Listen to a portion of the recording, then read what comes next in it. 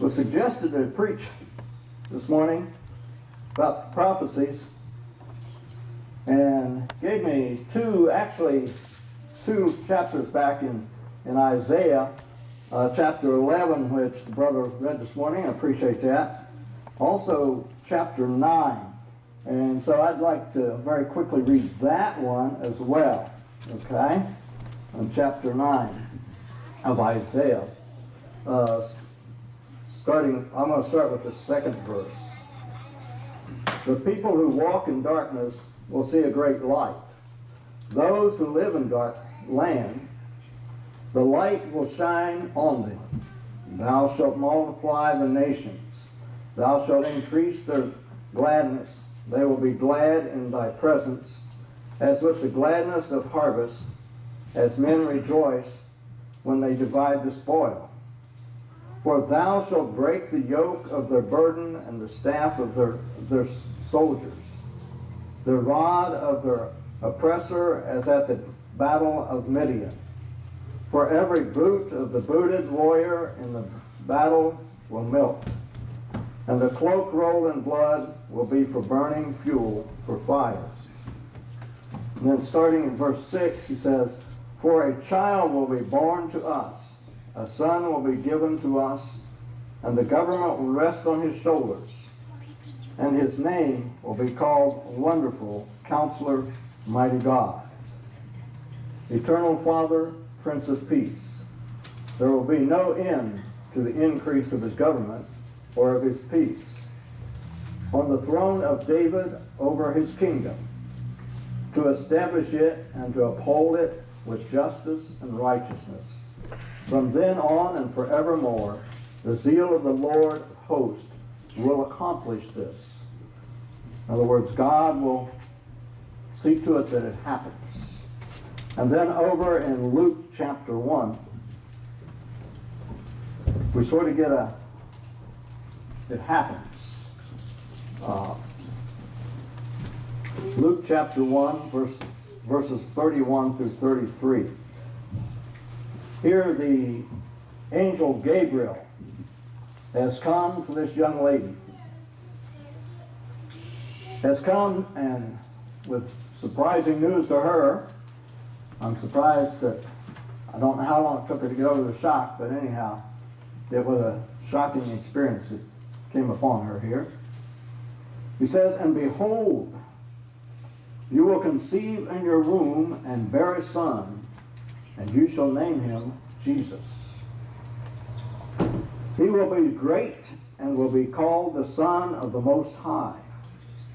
And the Lord God will give him the throne of his father David. And he will reign over the house of Jacob forever, and his kingdom will have no end. So here we had the prophecy that Isaiah made approximately 750 years prior. You know, there had been others that had claimed to be the Messiah that had came. What's the big difference? It's the prophecy. It's the prophecies that are being fulfilled. And sometimes we look at it and we wonder, why didn't they recognize Jesus then? And you know what? I believe it's the same reason that we don't recognize things today. Think about all the many different theories there are about the book of Revelation, for example. That supposedly is our New Testament prophecy, right? And there's at least 4 major theories on it, and then there's mine. Oh, and probably everyone that's in here, right? As mine. Isaiah and the other prophets is no different. A lot of different theories out there, a lot of different expectations, and that's the problem. Still the problem. That's the bigger problem, is that it's still a problem. A fellow by the name of Mark Lowry that belongs to the Bill Gaither Band. I don't know if you're familiar with him or not, but anyhow, he wrote a song and he sang it. called Mary Did You Know? And in it he says things like, Mary, did you know that baby boy that you have there will one day walk on water? Mary, did you know that baby boy will give sight to the blind? Mary, did you know that baby boy walked where angels fly? Mary, did you know that baby boy will rule the nations? Mary, did you know that baby boy is the great I am? I didn't give you everything he said, but just a few, the idea.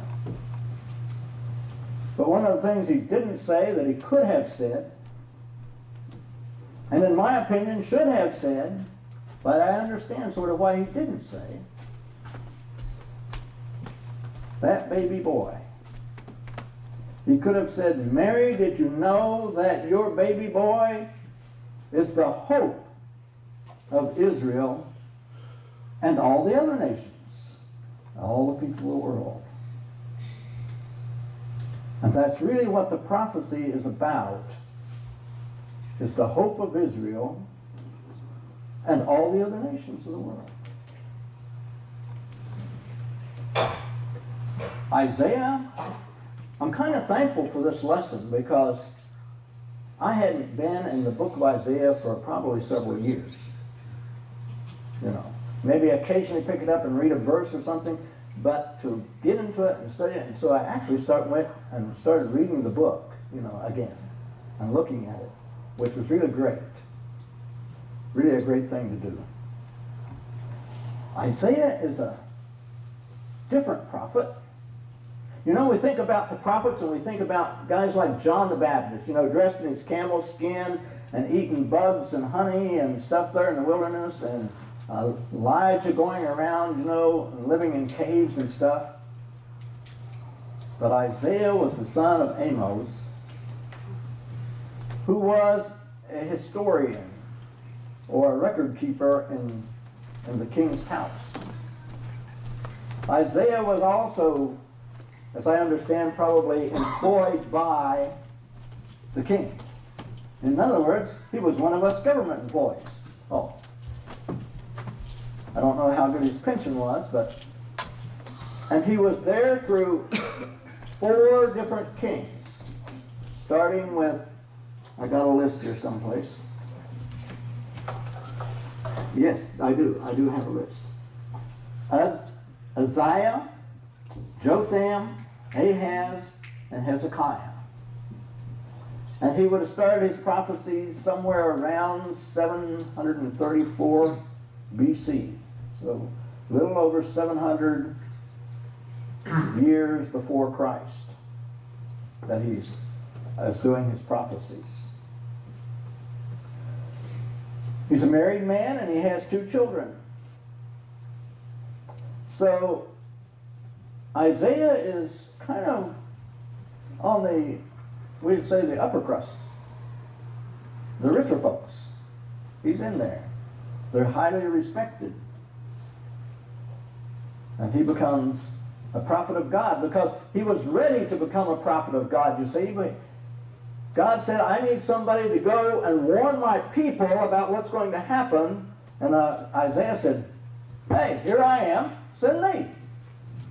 And God said, you're on. He sort of knew that, didn't he? So Isaiah's a little bit different, but then when you read chapter 20 talks about him, you know, going around for 3 years naked and barefoot preaching the gospel. You got to get people's attention somehow, you know. That would probably do it. But the point he was trying to get across is you're going to be taken into captivity, and here's what's going to happen. You're going to be chained together, and this is the way you're going to be led back to that foreign country.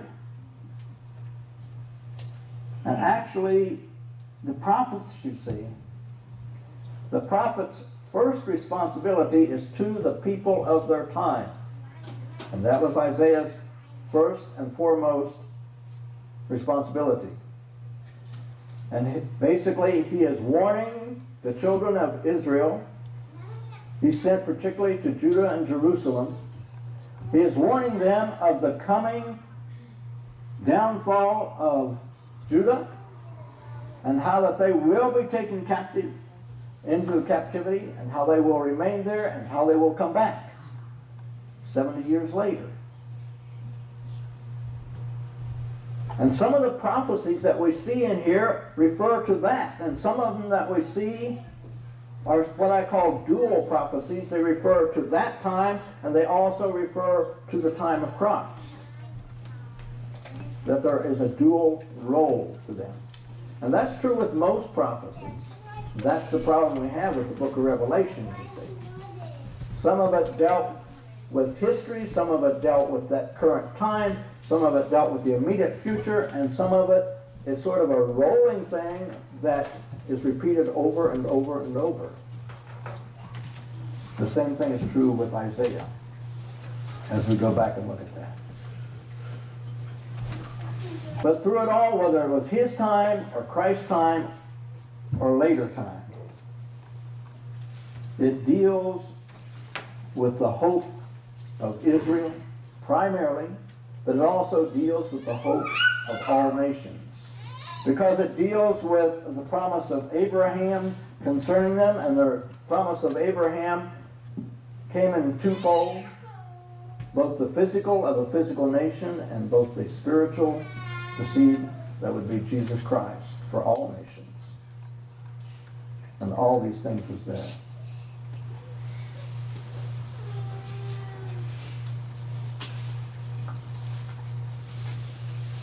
The Jewish concept. The Jewish concept of the hope of Israel did not necessarily meet with the reality that God had for Israel or the rest of the nations. The Jewish concepts were basically based upon the physical nations. At the time that he was writing this, they wasn't really concerned because times were good and they didn't really believe him. That was another thing God told him. He said, you go out and you tell these people all this stuff and they won't believe you. They won't listen, but you tell them anyway. That hasn't changed a whole lot either. We can go out and we can tell people and they won't listen. But we tell them anyway, don't we? We tell them anyway because God said, you preach the gospel to everyone. It's up to them what they do with it. But you preach it. In the time of Jesus, we find very definitely that the expectations that the Jews had was basically all to them because they didn't consider, the Gentile people at all. So it took them a long time to get that handle on. But their expectation was that Christ would come. The Christ would come and he would overthrow the Roman government that had them under oppression. And that was their expectation, was the restoration of Israel. And that's what they perceived as being their hope. Luke 24:21 says, but we had hoped that he was the one to redeem Israel. Now this was made by Cleopas on the way to Emmaus. There was a whole crowd of people going, and Jesus had been died and was buried and had resurrected. And this fellow makes a statement that a lot of them are thinking, we had hoped that he would be the Redeemer of Israel. But now he's dead and gone, so I guess that idea is just out of reason. That was their idea. Acts 1:6. The apostles say to him, after he's arisen, he's shown himself to them, he's been with them now for 40 days. He's getting ready to ascend into heaven, and they say to him, Lord, will you at this time restore the kingdom of Israel? They are definitely believing that he's there to restore that physical nation.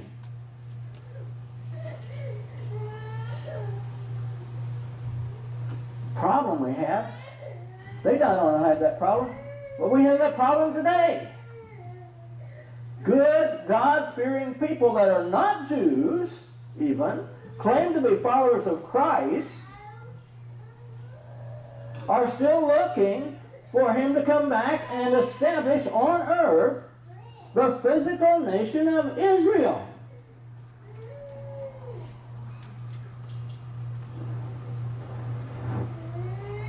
Well, if that's what God had in mind, that would definitely happen. But was it? Is that really the hope of Israel? Or not?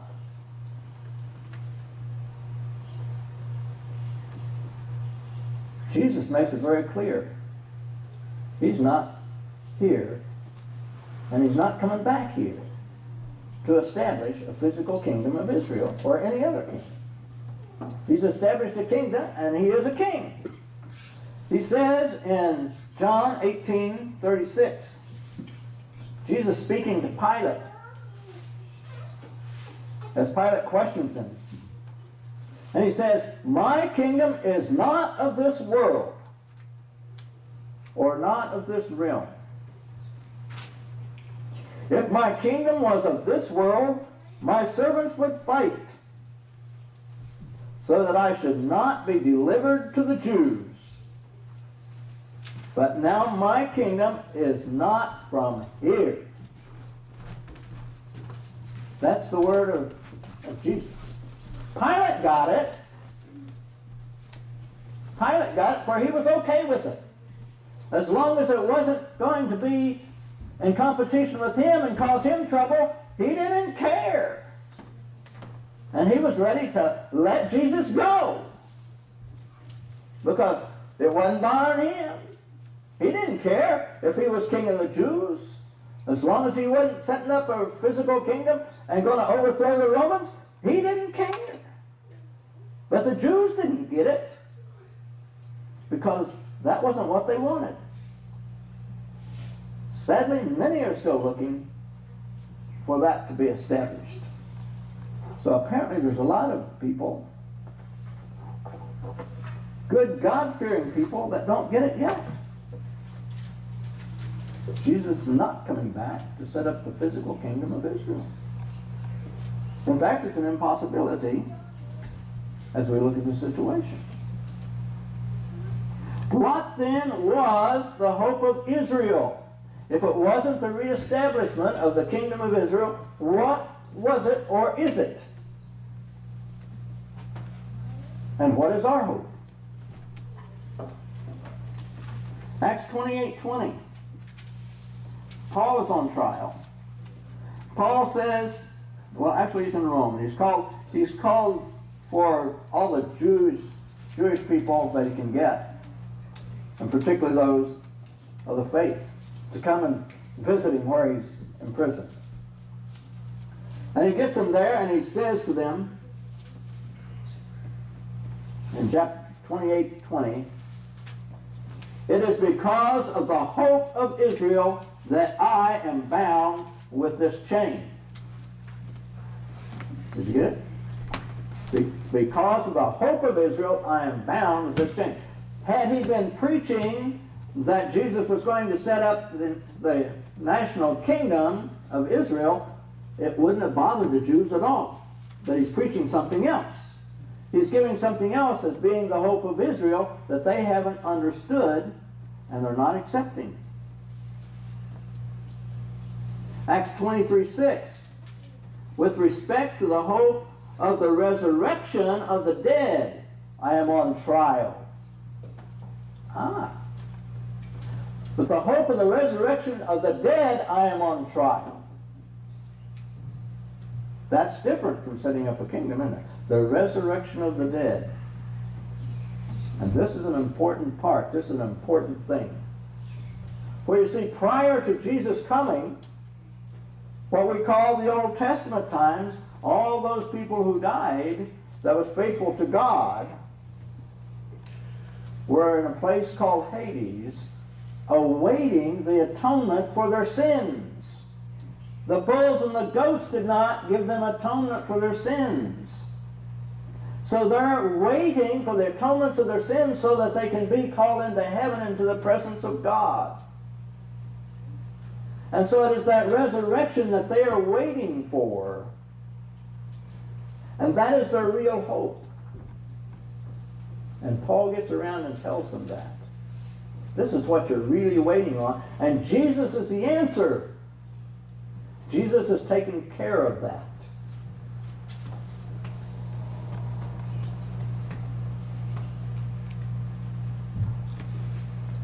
Acts 24:14-15. But this I admit to you, that according to the way incidentally is what we refer to now as the church.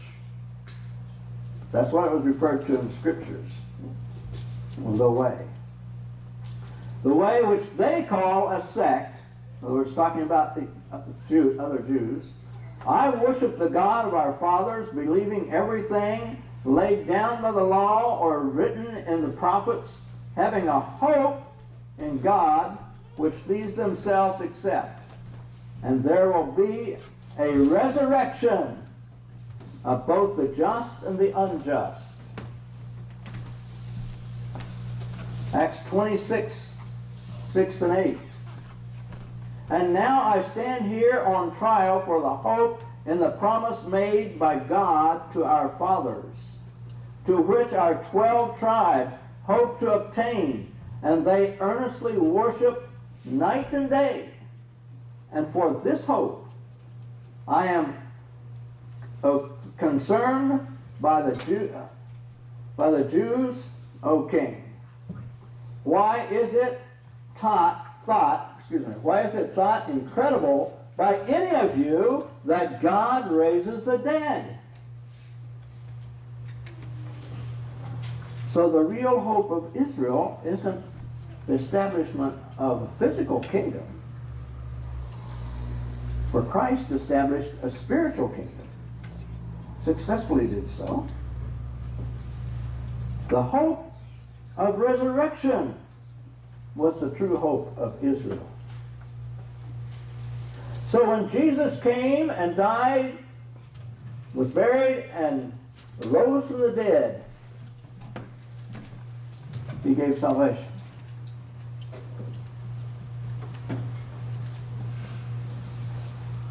Jesus came back. In the lifetime of some of those whom Jesus gave the promise, after taking his sacrifice into the holies of holies, he's in heaven, which is the holiest place ever.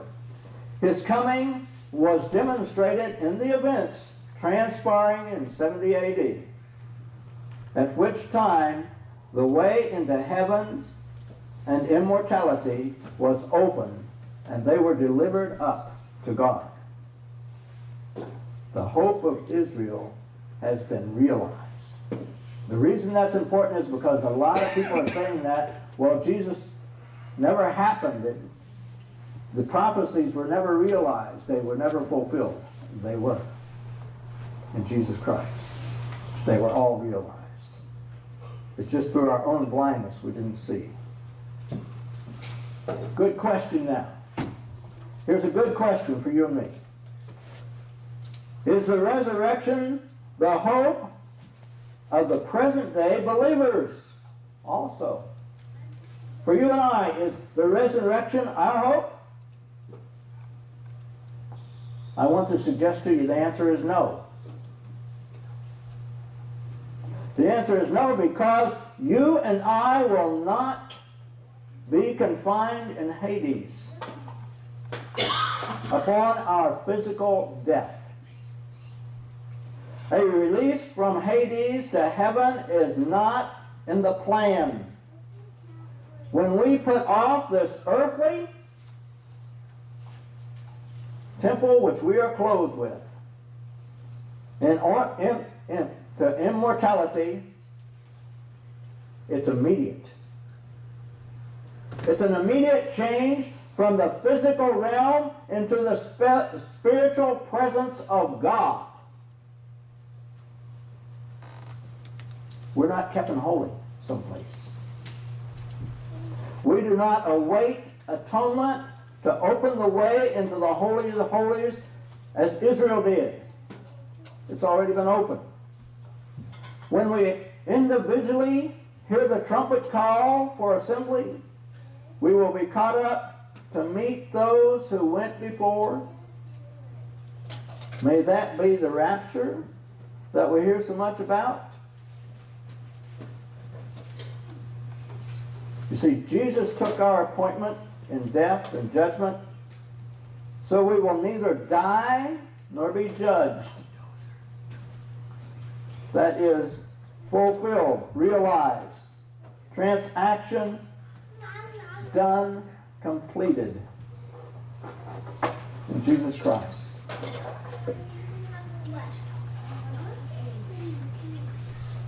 There is no detainment for us in Hades or judgment when our time for transition comes individually.